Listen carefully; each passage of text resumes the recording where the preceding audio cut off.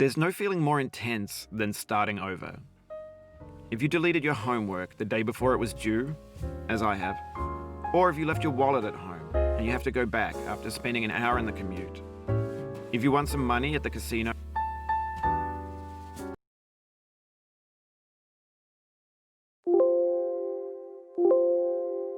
and then put all your winnings on red but it came up black. If you got your best shirt dry cleaned before a wedding and then immediately dropped food on it. If you won an argument with a friend and then later discovered that they just returned to their original view. Starting over is harder than starting up. If you're not ready for that, like if you've already had a bad day, then what you're about to go through might be too much. Feel free to go away and come back. I'll be here. Alright, thanks for coming with me on this trip. I'll understand if you have to take a break at any point. Just find a safe place to stop and quit the game. And don't worry, I'll save your progress, always, even your mistakes. This game is a homage to a free game that came out in 2002 titled Sexy Hiking. The author of that game was Jazzuo, a mysterious Czech designer who was known at the time as the father of B games. And B games are rough assemblages of found objects. Designers slap them together very quickly and freely, and they're often too rough and unfriendly to gain much of a following. They're built more for the joy of building them than as polished products.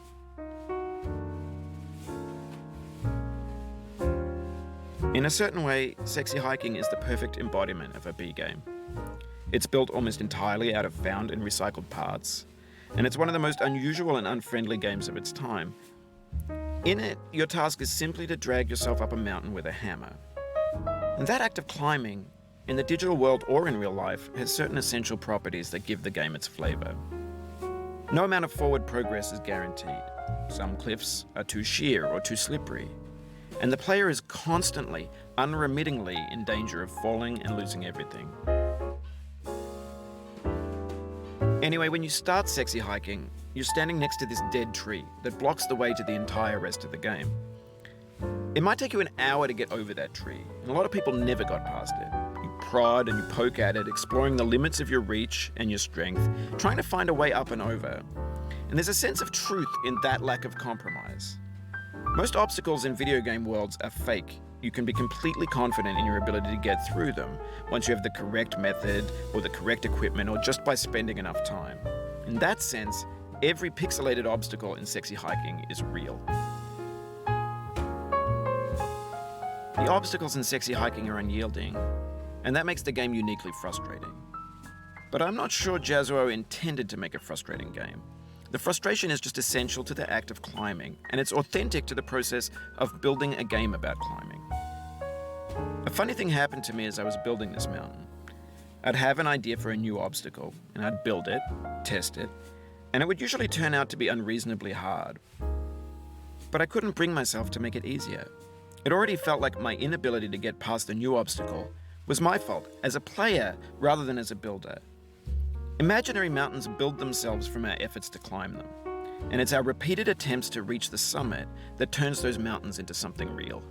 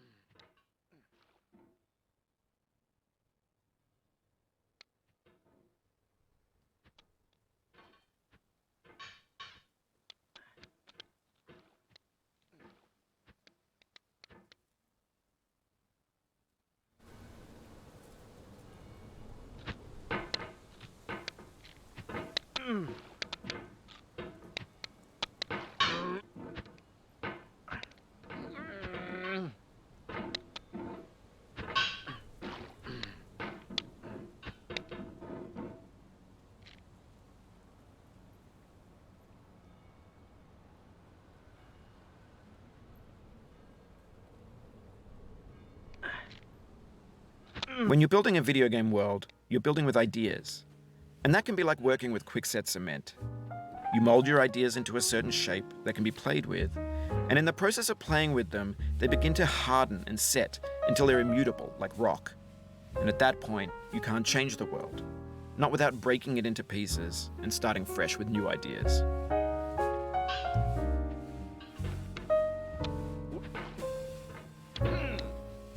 Oh, you just lost a lot of progress.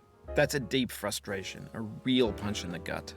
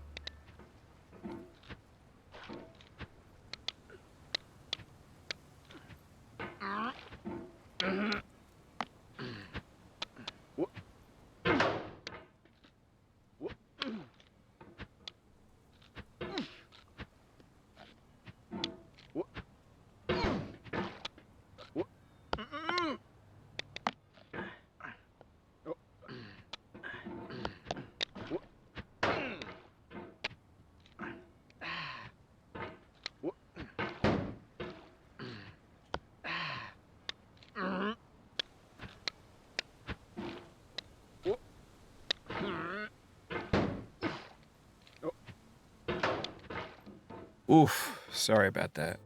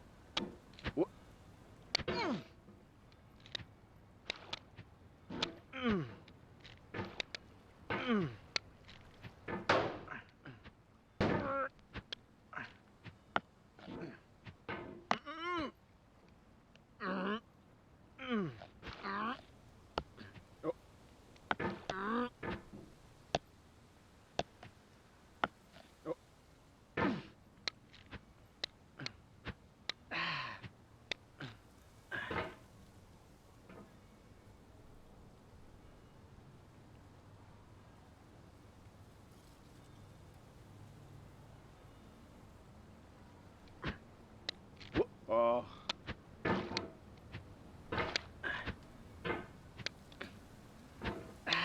Oh, it happened again. Keep on trying, don't let it get to you.